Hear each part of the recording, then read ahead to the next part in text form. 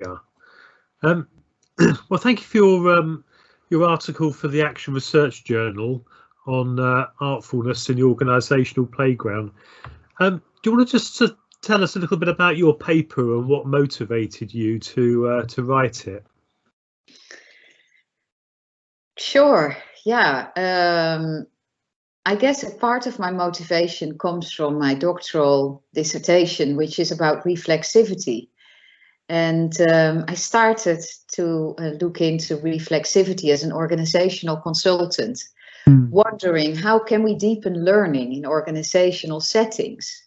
Whilst you need pace, you need outcomes, but in order to create different outcomes, at times you need more awareness and reflexivity. And so this is how I started to inquire into the gap between what is my own learning about and what would I wish it to be about. How can I deepen that? And that's pretty much also what drives me to write about the process, to make it more accessible, hopefully, for others.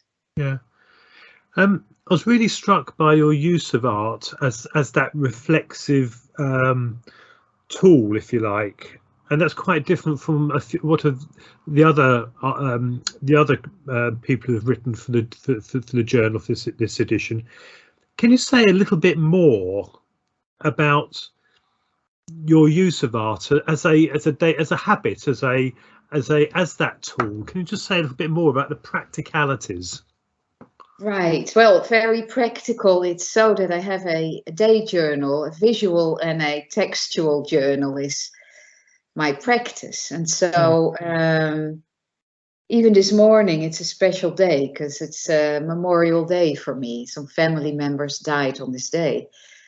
And I reflect on it by some drawing. And it just gives me, I guess, a different space to look into my heart and to make sense of life in this very moment and of lived experience. And so in this sense, drawing or painting is almost a practice that helps me to think deeper.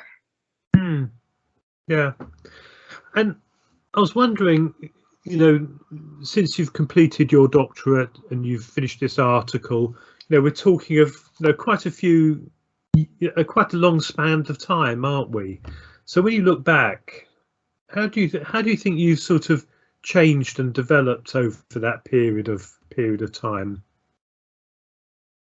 That's an interesting question, Rob, also because of your editorial where you refer to Chris Seeley, and she was a faculty member at Ashridge at the time when I started the doctorate in 2013. I started, and I had some exchange with Seeley about the use of extended epistemology, so extended ways of looking at the world other than the intellect.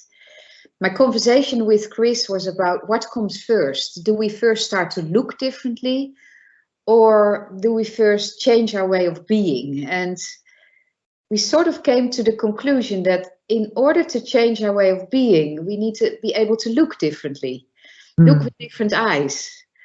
And if you say what changed over this period of time in my own way of working with art, is that now I've sort of made peace with the fact that, oh, maybe I'm not just an intellectual in academic, but I want to stimulate other ways of looking at the world and other ways of writing and other ways of thinking together in dialogues and exchanging. That's wonderful. And I never met Chris Seeley, but I've heard so many wonderful things about her.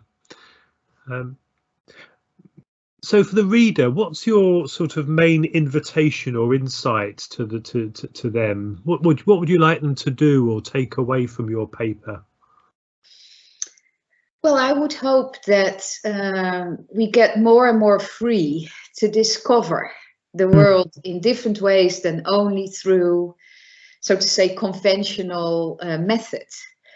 And I mean with conventional methods that we sort of use the things that we learn in school, but to find your own authentic expressions and artfulness and play in reflecting on the world. That's my hope, and I hope that for my students as well, that in order to create awareness in themselves and around themselves, they can use whatever comes to mind as a way to talk or to share their insights, that they can feel free to do so.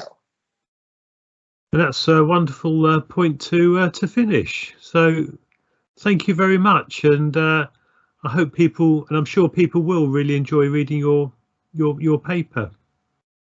Thank you.